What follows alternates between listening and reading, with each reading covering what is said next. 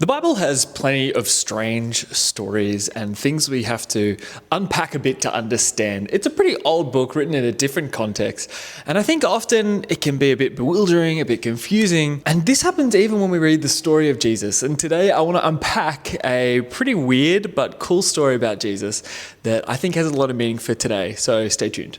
Well, g'day good people, my name is Josh, I'm a chaplain and a pastor, and I'm here to help you on your journey with Jesus. Recently, I had the privilege to go out to a beautiful part of Sydney called Watson's Bay. If you haven't been there before and you're in the area, it is worth checking out. It's stunning, especially this walk called the Gap along the cliff. It's beautiful. And one thing we saw there were these huge trees, and they just looked so striking. And I love looking at them, and they are called the Moreton Bay fig trees. And it's really cool, like seeing them. You just want to climb them, you want to sit under them and have a picnic. They're just that kind of tree, and they're actually huge. This little video I've got doesn't really do it justice, but they're really beautiful to see. And it reminded me of the story of when Jesus curses a fig tree. And I remember the first time reading this story thinking like, this is the weirdest thing about Jesus ever. He's normally so calm and loving and makes sense, but this story, it's just like, is he just raging out at a tree for no reason? So let's take a moment, let's read it together, and then we'll unpack it. So in Mark chapter 11, it says this, from verse 12. The next day, as they were leaving Bethany, Jesus was hungry. Seeing in the distance a fig tree in leaf, he went to find if it had any fruit. When he reached it, he found nothing but leaves, because it was not the season for figs. Then he said to the tree, "May no one ever eat fruit from you again." And his disciples heard him say it. The story continues, but takes a little bit of a turn. On reaching Jerusalem, Jesus entered the temple courts and began driving out those who were buying and selling there. He overturned the tables of the money changers and the benches of those selling doves, and he would not allow anyone to carry merchandise through the temple courts. And as he taught them, he said, "Is it not written, 'My house is called a house of prayer for all nations, but you have made it a den of robbers'?" The chief priests and the teachers of the law heard this and began looking for a way to kill him, for they feared him, because the whole crowd was amazed at his teaching. When evening came, Jesus and his disciples went out of the city. In the morning, as they went along, they saw the fig tree withered from the roots. It's kind of strange, and there's this two stories pressed together. But I remember the first time reading this story and just thinking like, was Jesus just like hangry? What did you eat today? I ate nothing! Nothing! Is that why you got so mad at this fig tree? Like, it wasn't even in season, and yet he just cursed the tree and it died? It's a strange story, and I've read it so many times and thought like, this doesn't make sense. Jesus seems so calm and chill, like why is he doing this? And the thing is, we have to remember that these stories in the Bible are all written very intentionally. The author, Mark, he wrote this with a lot of reasoning and purpose, and we have to work a little bit to unpack that, and when we unpack it, we'll figure out what it can mean for us today. So let's start with a little bit of history. There is a very smart human being named Ben Witherington III. I love his name, but he is like a genius when it comes to New Testament history and theology. And he says this about the fig tree. Fig trees have leaves in the spring at the end of March or the beginning of April. Early green figs appear before the leaves, but they are not good to eat, and in fact often fall off, only leaving the leaves.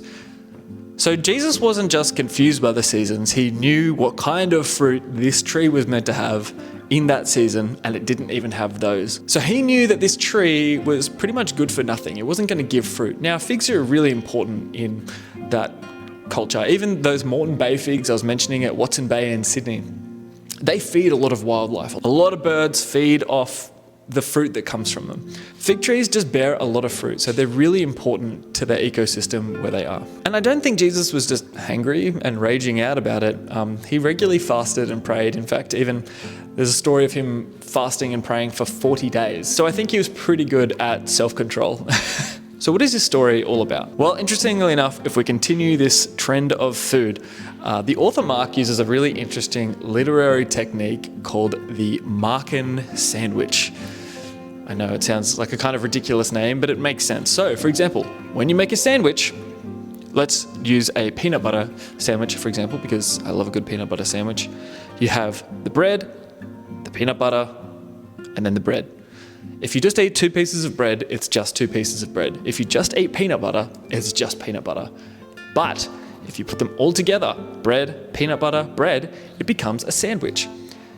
The outside gives meaning to the inside gives meaning to the outside. That's how a sandwich works. On its own, it's not that exciting, but mixed together, it becomes something interesting. That's why this technique is called a Markan sandwich. Jesus is using 2 things pressed together to give both significance. What are those 2 things? I'm glad you asked. The story of the fig tree and the story in the temple courts, which we read in the middle.